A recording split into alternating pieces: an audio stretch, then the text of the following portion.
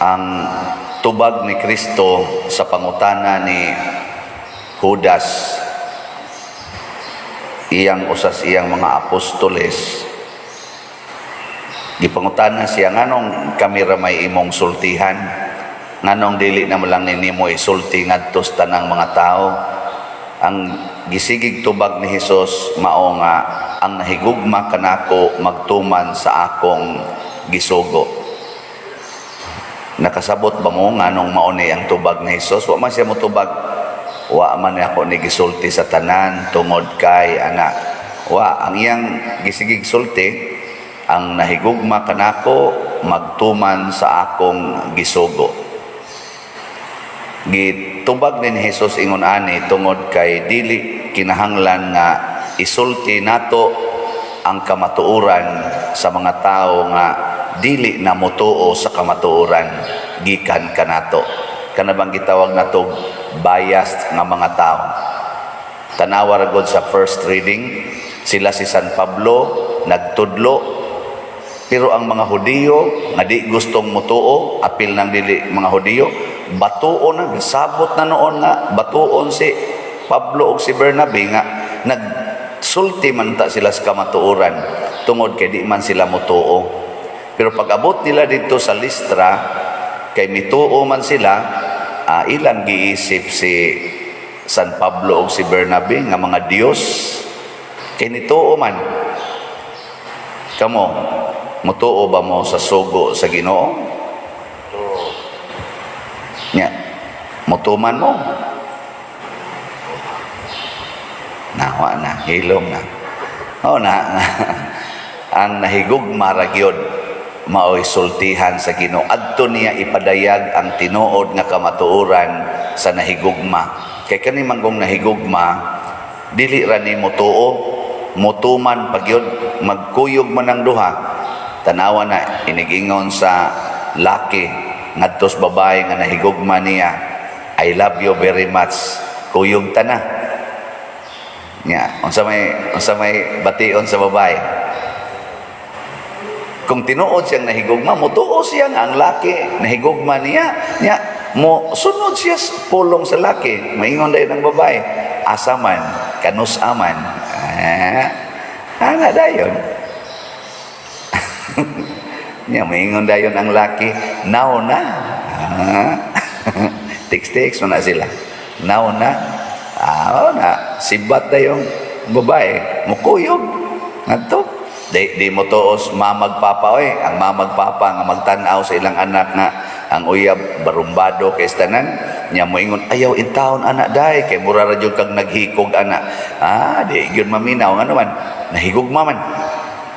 May magkamoy mo tipon, mana dayon. May magkamoy mo tip, sus magantos gyud ka anak. Inyo man sa siguroon ang tao judgmental ba yan ninyo Iya ginang ipaglalaban, di ba? Mo bitaw na karon nasubraas gugma ang atong mga pipila ka mga supporters sa ilang mga kandidato, nag-away bisag humanang eleksyon. Kay ipaglalaban yun, kay nahigugma man. Ano na?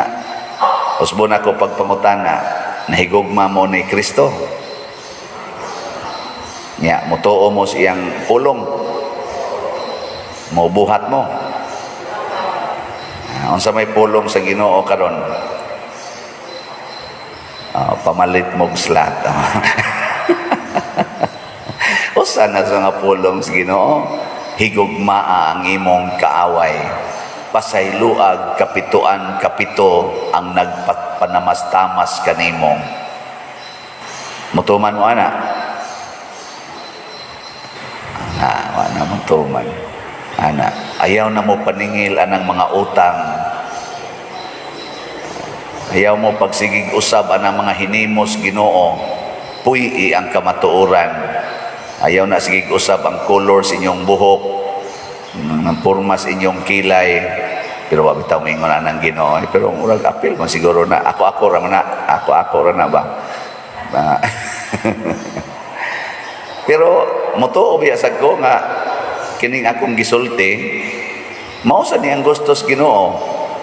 Nga naman, kay matud pa ni Kristo, kung nahigugma mo nako, motuo mo sa akong gisulti og magtuman, nya kun inyo na ning buhaton, matud pa niya, ako ug ang akong amahan mupuyo diha kaninyo. Ug ang Espiritu Santo magtudlo kaninyo kung unsay among ipasulti. Tanang mangutana ng uban, pader di ka ma-stress anang imong wali nga unsaon na pag-maintain nga ang standard kuno ba, ang quality sa wali ay kalagi kuno viral na ba inana nakuha man ko ma-stress kay ako raman ang pasagda ng Espiritu Santo nga mo'y musulti, igo raman kong mubukas akong bahala na siya nga mo'y musulti. Una usahay naay masakitan, usahay sad naasay malipay, di ba? Parehagon nila ni San Pablo o ni Bernabe, nila ni San Pedro, sige raman silang sulti, agi patay gyud sa kauyon. Ngawta na katong akong pipila ka mga wali na ay ni comment sa mga kapader ana daghan bang comment nga negative pero daghan sa gayong naingon nga ganahan kay ko sa imong wali pader. Muna ang pulong sa Ginoo sakit para sa mga dili muhigugma sa Ginoo. Pero ang pulong sa Ginoo makalipay, nindot kayo paminaon basta motuo ta sa Ginoo. Or mahigugma ta sa Ginoo. Ang tubag nato sa Salmo nung dumato, dili kanamo o Ginoo kundi dili kanamo o Ginoo kundili sa imong ngalan ihatag ang himaya. Kani man kung nahigugma, dili gid nimo angkon nga ako mao'y sentro sa pagdaig, ako ang sentro sa imong pag-alagad or pag-ila. Kung dili, ang sentro mao ang atong gihigugma. At tanawan na ka ng mga ginikanan o magdaas ilang anak nga love kay nila. Kani bang bata nga puguson ba? Di ba? Ang sentro sa pagdaig katog yung bata. La, ka-cute sa bata. O man maliwat sa mama. Niya, puno-punuan na lang sa uban. Hala, liwat kay sa mama.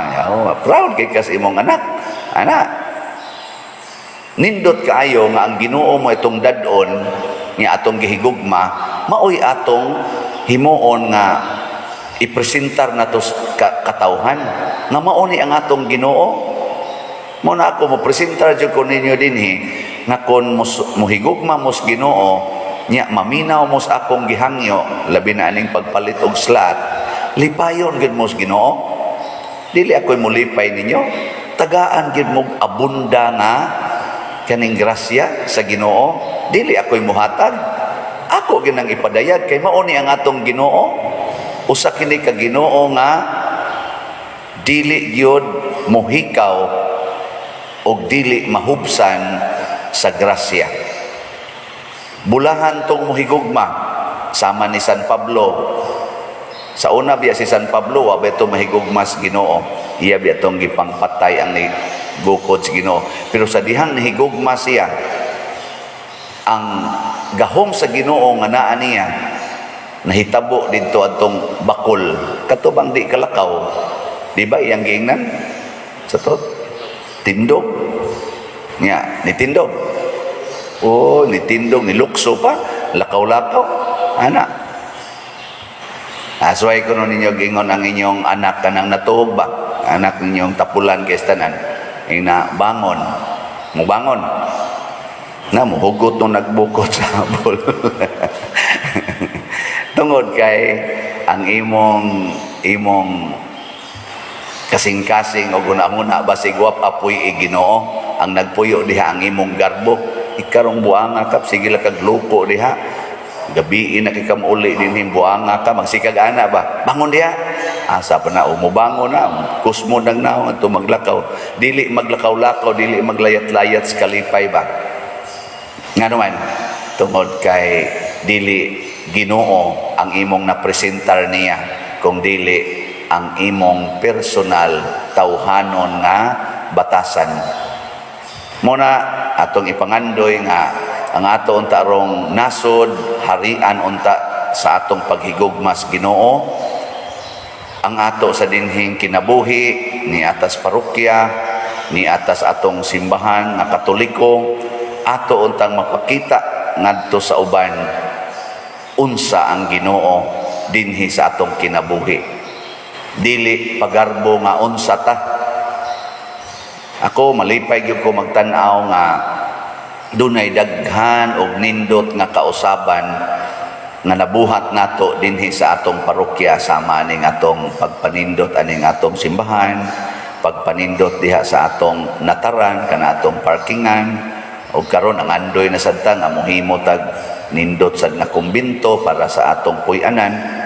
Dili ni pagpagarbo kung dili aron magamit nato. Tanawa unsay nahitabo, gihatag sa Ginoo, bunga ni sa presensya sa Ginoo. Nalipay mo ani wa. Oo na nya, musigi pa mog himog ingon ani. Oo na, palit pagyapon mong slat.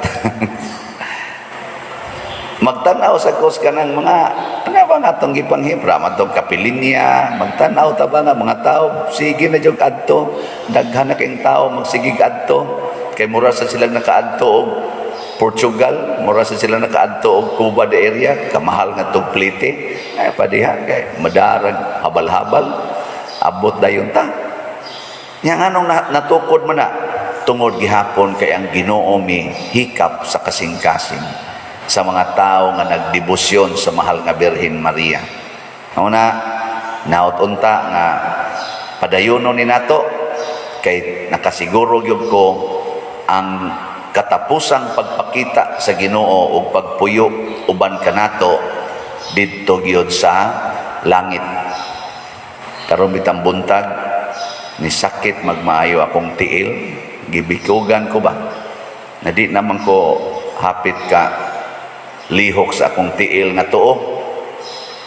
Ingon dayon ko mga alas 3 kadlaw, ingon dayon ko wa na, murabag alimungaw ba, wa na, paralyzed na ko, nako wa na, di naman malihok, sakit naman kayo, nako wa na, paralyzed na ko. Ay ko hala, guula sa kag mo-paralyze ko no, niya akong lihok-lihok gamay, mubikog man ako. Ladi naman tingali gini mo naman tingali ni paralyzed naman gitingali ko akong giana akong gamot alihok pa man kay gahon-ahon man ko tong anhing akong amahan ba Papa Sibero na pagkabuntag na di naman mulihok iyang nang anam-anam ba di na stroke di ay di na malihok di nakakuha sa kutsa sa iyang plato ba makahig na niya iyang plato sa iyang tuong kamot siya ngano maning kamutan di naman ka maong mukupot sa ning plato, makahig niya ba? Wa taon kay baong atake na di ay. O to gani ha? Nya pag pangadji na nako, murag ang gipahinomdom sa Ginoo nako ba? Gamay na lang baya kaayo ang panahon nga nahibili nimo. Aya, pag tinarong na ha, nako, unahala na mga tiwasunon di Lord kay kandaghan na sila ako layo-layo pa sa di oy, gamay na lang ang panahon ang hibili nimo muna pag tinarong na. Nindot sa nga reminder ba? Yan, ako niya sa akong buhaton. Siya, basta pag tinarong lang, mura na.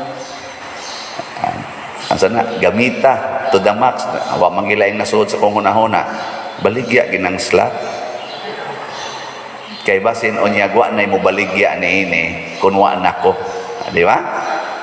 Wala, kamo diya, huwag mo kalit kong kamatay dire. Kuan lang, padayon mo baligya slat, tiwasan ng di apa may 49,455 pa maning nahibilin niya ang atong halin kuan pa man gamay pa 4,545 na ang atong halin as of yesterday. Ato lang yapong pakpakan ang namalitan ni. Salamat kayo. Basta ingon ba itong Ginoo gamay na lang kunong higayon na hibili nako. Di ato na lang ning paspasan pero og di man gyud maabot padayon na lang yung baligya niya tukura lang sa to na mas labrad loloy tukura gyud nang kumbinto diya na naman ay perspective doon kuha na ani og mahalin ni tanan nyag mahaya na ko pananglitan ing na lang gyud nga di ni namo ilubong basta di ni mahurot. Tiwason ta gini aron nagabot na ko sa langit. Ambot langit pasad ka ko.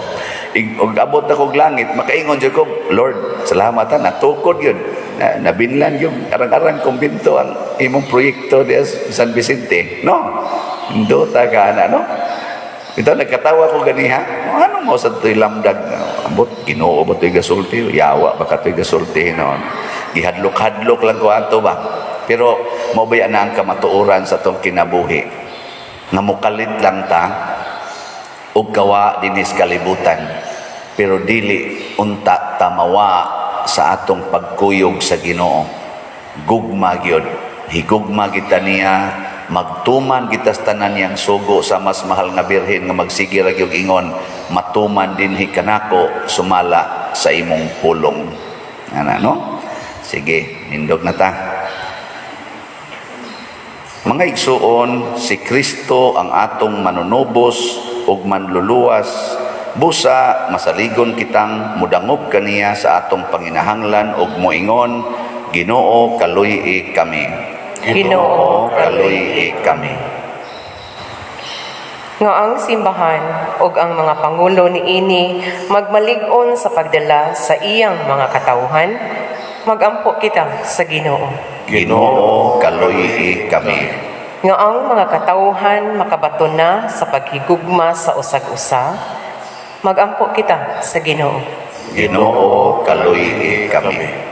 Nga ang mga relihiyoso nga nag-alagad sa ilang kaugalingon, magmalampuson sa pag-alagad kang Kristo, magampo kita sa Ginoo. Ginoo kaluy kami. Nga ang mga masakiton dili mawad-an sa paglaom o sa pagtuo kang Kristo, magampo kita sa Ginoo. Ginoo kaluy kami. Nga ang sulugoon sa Dios, Teofilo Kamumot, Obispo, mabayaw na sa kadungganan sa altar, magampo kita sa Ginoo. Ginoo kaluy kami. Alang sa mga proyekto dinhi sa atong simbahan, nga pinaagi sa pangama o paggiya ni San Vicente Ferrer, magmalampuson og mahuman unta sumala sa atong mga giplano o gipangandoy, magampo kita sa Ginoo. Ginoo kaluy kami. Alang sa tanang mga benefactors o donors sa atong simbahan, nga mihatag og pinansyal og lain-laing hinabang, ug alang sa mga nagtrabaho dinhi sa atong mga proyekto, nga hatagan unta sila sa Ginoo og daghan pang mga grasya sa ilang kinabuhi, malikay sila sa mga kadautan, ug mulampos unta ang tanan nilang mga paningkamot, magampo kita sa Ginoo. Ginoo kaluy kami. Nga ang mga mihalin na ilabi na ang atong gihandom karon, tultulan na ni Kristo sa dalan ngadto sa kinabuhing dayon, magampo kita sa Ginoo. Ginoo kaluy kami. O Ginoo, ania kami karon naghalad sa among mga pagampo o pangamuyo sa mga grasya ang among gikinahanglan. Ihatag ang among gipangamuyo kanimo, kay amo kining gituboy pinaagi ni Kristo nga among Ginoo. Amen.